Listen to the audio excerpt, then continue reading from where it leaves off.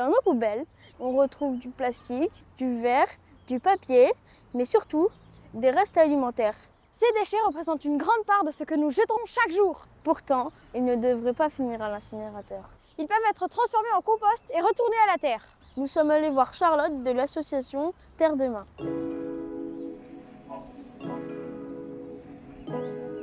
Notre métier, c'est la prévention, gestion, proximité des biodéchets. Ça, c'est une larve de cétoine. Elle se nourrit surtout, un peu comme les cloportes, beaucoup de végétaux morts. Hop.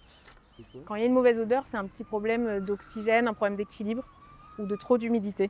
Avant de me former, je pense que je voyais le compost comme un tas de bazar, sans me rendre compte qu'en fait, c'est pas du tout rien, c'est plein de choses là. C'est les bactéries thermophiles qui font une montée en température. Et dans quelques mois, ça ressemblera à comme du marc de café, tout est décomposé.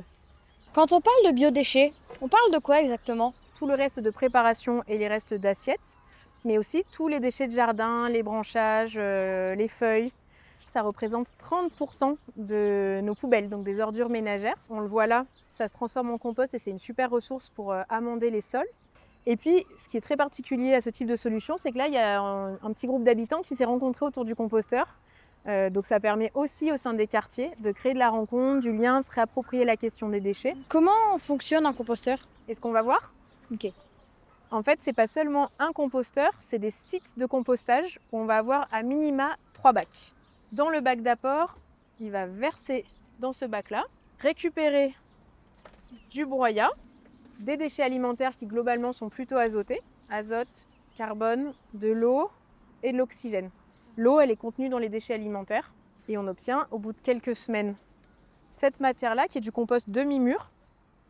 Est-ce que le compost peut vraiment changer la gestion des déchets d'une ville? Et oui, fortement, puisqu'on ne va plus considérer le déchet comme un déchet mais comme une ressource. Donc ça, c'est un immense changement de regard. Est-ce qu'on peut composter quand même quand on vit en appartement? On peut participer à ce type de dispositif, comme il y en a quelques-uns dans Marseille.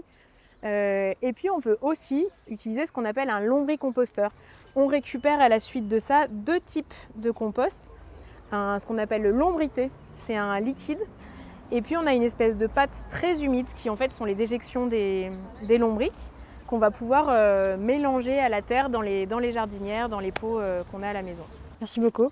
Au revoir. Au revoir Charlotte. Au revoir. Recycler, réparer, composter. Autant de solutions pour réduire nos déchets. Et imaginez une ville où nos poubelles deviennent des ressources plutôt que des problèmes.